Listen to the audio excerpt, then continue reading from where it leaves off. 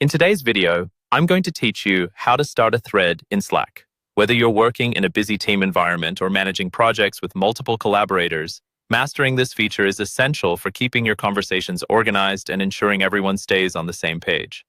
First things first, let's open your Slack application. You can access Slack on your desktop or via the mobile app, whichever you prefer.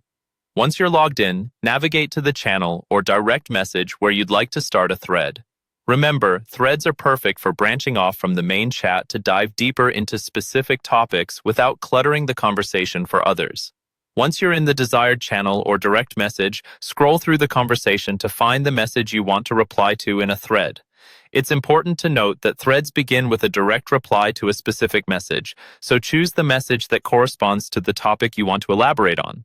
Click on the message itself to reveal more options. You'll notice a speech bubble icon, often accompanied by a prompt that says Reply, located to the right of the message. Go ahead and click that icon. This is your gateway to starting a thread. A new panel will open on the right side of your Slack interface. This panel is the thread view, where you'll compose and view replies related to the original message. Now, type in your reply. Feel free to add rich text, emojis, or even attachments if they help convey your message better. Threads are a great way to delve deeper into a topic without interrupting the flow of the main conversation, so take advantage of this space to articulate your points clearly. Once you're satisfied with your reply, hit Enter or click the Send button to post it. Your message will now appear in the thread view, and others in the channel can add their replies here, keeping everything neatly organized within this focused discussion.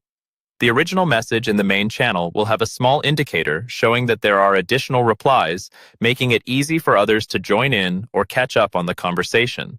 And that's it. You're all set with starting a thread in Slack. Remember, using threads effectively can greatly enhance communication efficiency within your team. It helps keep the primary channel tidy, ensures nothing gets lost in the noise of active conversations, and allows everyone to focus on the specifics when necessary. Also, it's good practice to gently remind your team to use threads, especially when conversations get lively. This keeps everything streamlined and ensures everybody knows where to find the detailed discussions they're involved in. With these tips in mind, you're well equipped to use Slack threads to your advantage, fostering better collaboration and communication in your workspace. Happy threading, and I'll see you in the next video.